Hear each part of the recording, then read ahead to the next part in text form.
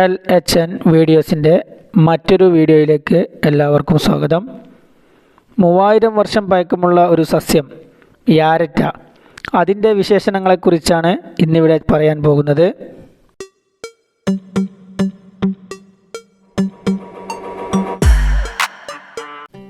Andes പർവ്വതനിരകളിലെ ഈ പാറകൾ പായൽ മൂടിയിരിക്കുന്നത് പോലെ കാണപ്പെടുന്നു.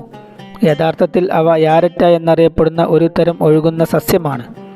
ഇത് ആയിരക്കണക്കിന് വർഷങ്ങൾ പഴക്കമുള്ള കോളനികളിലാണ് ജീവിക്കുന്നത്.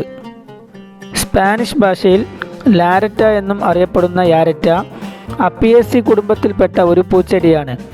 ഇതിൻ്റെ ശാസ്ത്രീയ നാമം അസോറല്ല കോമ്പാക്റ്റ എന്നാണ്.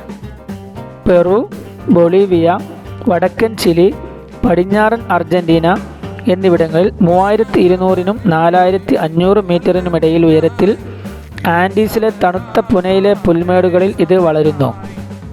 അവിടെ കാറ്റ് ഇടതടവില്ലാതെ വീശുകയും തണുപ്പ് കരിങ്കല്ലിനെപ്പോലും വിള്ളൽ വീഴ്ത്തുകയും ചെയ്യുന്നു. അങ്ങേയറ്റത്തെ അവസ്ഥകളെ അതിജീവിക്കാൻ യാരറ്റ വളരെ സാന്ദ്രമായ പാക്കറ്റുകളിൽ വളരുന്നു. അതിൻ്റെ കാണ്ഡം മനുഷ്യൻ്റെ ഭാരം എടുക്കും. കഴിയുന്നത്ര ചൂട് നിലനിർത്താൻ പ്ലാന്റ് നിലത്തോട് ചേർന്ന് നിൽക്കുന്നു. ഏത് ചെടിയെയും വേരുകൾ കീറിക്കളയുന്ന ശക്തമായ ഉയർന്ന ഉയരത്തിലുള്ള കാറ്റിനെ ചെറുക്കാനും ഇത് സഹായിക്കുന്നു.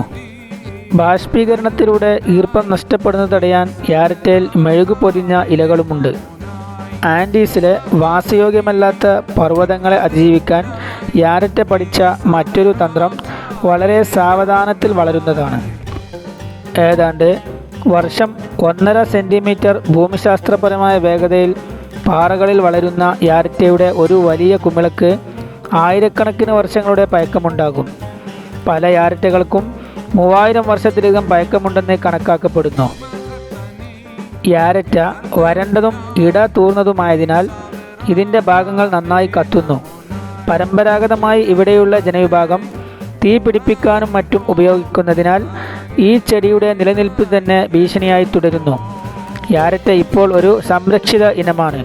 വളരെ സാവധാനത്തിൽ വളരുന്നതിനാൽ വംശനാശ ഭീഷണി നേരിടുന്ന പട്ടികയിലും ഇത് ഇടം പിടിച്ചിട്ടുണ്ട്.